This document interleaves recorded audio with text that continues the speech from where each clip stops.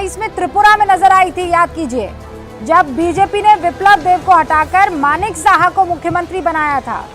इन दोनों ही जगह, इनफैक्ट उत्तराखंड में भी, इन तीनों ही जगह ये फॉर्मूला काम आया और लोगों ने बढ़ चढ़कर बीजेपी को वोट दिया। लेकिन क्या इस बार ऐसा होगा? कर्नाटक में जब बीएस येदियुरप्पा को हटाकर बसवराज को मुख्यमंत्री बनाया गया था, माननीय राज्यपाल महोदय से समारोह आरंभ करने की अनुमति, और समारोह आरंभ करने की अनुमति लेते हुए इस वक्त मंच पर आसीन माननीय राज्यपाल महोदय ने अनुमति प्रदान कर दी है, अतः इस समारोह की कार्यवाही आरंभ की जाती है।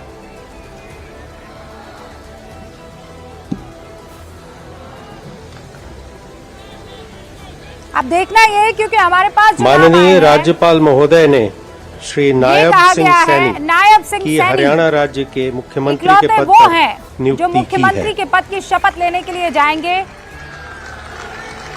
कहा जा रहा है कि मनोहर लाल के ही राइट हैंड कहे जाते हैं। अब मैं श्री नायब सिंह सैनी जी से निवेदन करता हूं कि वे पद एवं गोपनीयता की शपथ ग्रहण करने के लिए पधारें।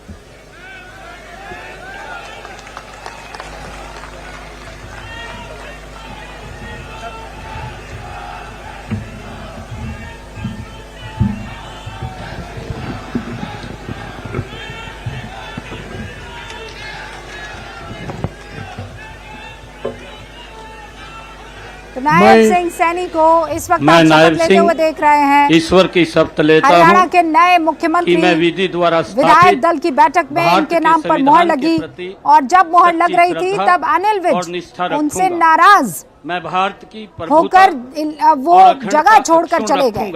हालांकि पूर्व सीएम मनोहर लाल खट्टर फूले नहीं समा रहे हैं, खुद उनको श्रद्धा पूर्वक बधाई देते नजर आए।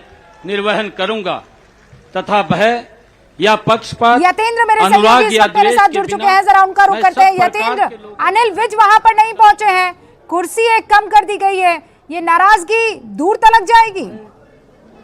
मैं नायब सिंह देखिए, बिल्कुल अनिल विज यहाँ पर नहीं आए हैं और आप देख सकते हैं शपथ ग्रहण समारोह यहाँ पर शुरू हो गया। नायब सैनी मुख्यमंत्री पद की शपथ ले रहे हैं। जब नायब सैनी के नाम का ऐलान हुआ था तो अनिल विज तुरंत उस सभा कक्ष से जहाँ पर विधायक दल की बैठक हुई थी वहां से तुरंत निकल गए थे बिना किसी को कुछ बोले। जब उनसे बात की गई तो उन्होंने साफ तौर पर कहा कि जो अधिकृत है बोलने के लिए, यानी कि जो दिल्ली से पर्यवेक्षक बोले गए हैं वो ही इस बारे में जानकारी देंगे, और इतना कहकर वो वहां से निकल गए। क्योंकि अनिल विज बड़े जिद्दी स्वभाव के माने जाते हैं और हमेशा से उनके बारे में कहा जाता है कि उनको जो सही लगता है वो करते हैं। और शायद यही कारण था कि हरियाणा के जो पूर्व मुख्यमंत्री थे मनोहर लाल खट्टर, उनके साथ उनकी हमेशा लड़ाइयों की खबरें, हमेशा जो कह सकते हैं कि तनातनी की खबरें हमेशा आती रही। और शायद यही कारण था कि जब दूसरा टर्म बना तो उनको मनाने के लिए, उनको संतुष्ट करने के लिए उन्हें गृह मंत्री यानी कि गृह मंत्रालय जो सीएम के पास होता था वो अनिल विज को देना पड़ा।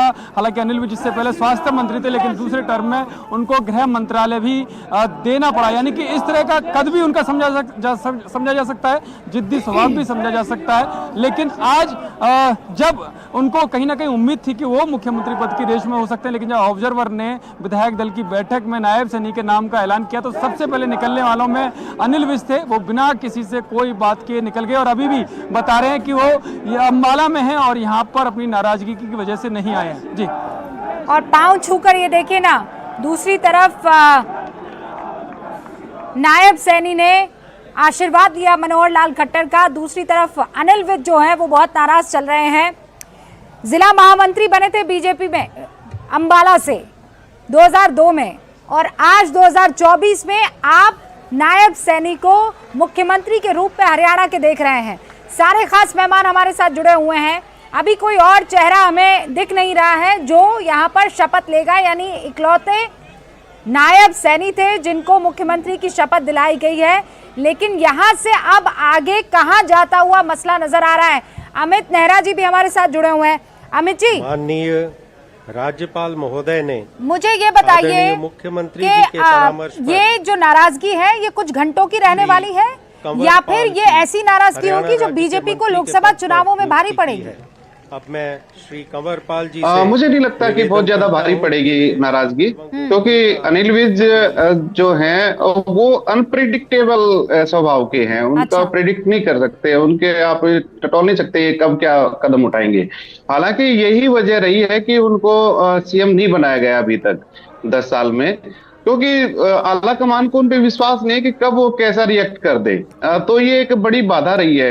रही बात उनके प्रभाव की कि वो कितना प्रभाव छोड़ेंगे बीजेपी के ऊपर नेगेटिव प्रभाव आएगा या नहीं आएगा, तो मुझे नहीं लगता कि अमित नेहरा उनका जी, इतना ये ज्यादा अमरपाल प्रभाव गुज्जर है। जी के बारे में बताइए, क्योंकि वो भी इस वक्त शपथ लेते हुए नजर आ रहे हैं। संविधान के प्रति सच्ची श्रद्धा और कंवरपाल गुज्जर, ये कंवरपाल गुज्जर है, अमरपाल नहीं। हाँ, कंवरपाल गुज्जर है, शिक्षा मंत्री थे अभी, तो इनको दोबारा रिपीट किया गया है। शिक्षा मंत्री थे हरियाणा के कंवरपाल गुज्जर समुदाय से आते हैं, उधर अंबाला डिस्ट्रिक्ट से ही है इनका संबंध। मैं तो सब प्रकार के लोगों के प्रति संविधान के और विधि के अनुसार सीएम के बाद अगर दूसरा नंबर इनका आया है तो इनका कद निश्चित रूप से बढ़ा है, मैं तो ये कहूंगा। और इसके पीछे वजह जो विषय हरियाणा राज्य के मंत्री के रूप में ओबीसी समुदाय, वही लाया जाएगा। ओबीसी से आते हैं, गुर्जर समुदाय से। पिछड़ा और अति पिछड़ा वर्ग को बार बार बीजेपी की तरफ से जो साधने की कोशिश है वो इन नामों में साफ तौर पर नजर आ रही है। कौशिक साहब, ये आप कैसे तोड़ पाएंगे? दूसरी तरफ राहुल गांधी बार बार आरोप लगा रहे हैं कि देखिए हमें जातिगत जनगणना करनी है, और दूसरी तरफ यहाँ पर करनी और कथनी का फर्क बीजेपी करती हुई दिखाई दे रही है। देखिए रूबिका जी, दो चीजें हैं। राहुल गांधी जी ने जब से पिछड़े और अति पिछड़ों की बात करनी शुरू की है, बीजेपी की समझ में ये आ गया कि अगर राहुल गांधी जी के हाथ में ये मुद्दा रहा तो बीजेपी को केंद्र में से उखाड़ फेंकेगी कांग्रेस। इसलिए उस मुद्दे को क्रैश करने के लिए उन्होंने इस तरह की घटनाओं को अंजाम देना शुरू कर दिया है। लेकिन मैं फिर कहूंगा, हरियाणा में ऐसा कुछ चमत्कार नहीं होने वाला। जिस तरह से उत्तराखंड में इनके मुख्यमंत्री धामी मुख्यमंत्री रहते हुए विधानसभा का चुनाव हारे थे, इसी तरह हरियाणा में भाजपा हारेगी, क्योंकि यहाँ चौधरी भूपेंद्र सिंह हुड्डा जी के नेतृत्व में एक तो कांग्रेस पूरी तरह से मजबूत है, दूसरी बात भाजपा के, जजपा के और अन्य धड़ों के लोग कांग्रेस में आने के लिए तैयार हैं, लगातार हमारे संपर्क में हैं। हम भी भाजपा को जोर का झटका बड़े धीरे से देंगे कि भाजपा भी याद रखेगी। तो कब देंगे ये झटका? अगले चुनावों में देंगे कि अभी कुछ ही दिनों में? जैसे मैंने कहा कि अभी 2 दिन पहले ही इनके सांसद विजेंद्र सिंह जी कांग्रेस में शामिल हुए हैं। अरे सर, वैसे तो बहुत सारे सांसद हैं जो इनके पास पहुंच गए हैं, पार्टियां टूट के इनके पास पहुंच गई हैं। आपके पास इक्का दुक्का आ गया तो आप कौशिक साहब ऐसे खुश हो रहे हैं जिसकी हद नहीं। सुनिए ना, देखिए अभी इनके हाथ में ताकत है। अभी सुप्रीम कोर्ट इनकी पोल खोलने वाली है इलेक्टोरल बॉन्ड को लेकर। एसबीआई से जब आंकड़े आएंगे, मतलब आप कह रहे हैं इनके बुरे दिन शुरू हो गए? ठीक है, फूटेगा। हाँ, तो विदेशी कर्ज को लेकर हरियाणा में हारना मतलब होता है फुग्गा, फूटेगा। मूलचंद शर्मा जी आगे, मूलचंद शर्मा। और मूलचंद शर्मा जी को इस वक्त आप देख रहे हैं परिवहन मंत्री मूलचंद शर्मा को शपथ लेते हुए आप दिख रहे हैं तीसरे नंबर पर। कद का एहसास आप लगा दीजिए। अमित नेहरा जी, मूलचंद जी के बारे में बताइए दर्शकों को। मूलचंद शर्मा बेसिकली फरीदाबाद से संबंध रखते हैं।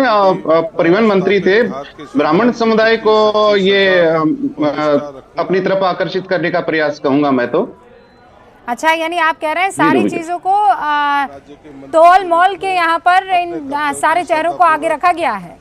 गुज्जर, सैनी और ब्राह्मण, अगड़ी और पिछड़ी जातियों को जी या देश के बिना। तो इस वक्त आप मूलचंद शर्मा को शपथ लेते हुए देख रहे हैं। ये ट्रांसपोर्ट मिनिस्टर रह चुके हैं हरियाणा की सरकार में। मैं मूलचंद शर्मा। अच्छा, 3 अलग और पोर्टफोलियो इनके पास है। सरकार ने एक बार फिर से इन पर भरोसा जताया है। लाया जाएगा या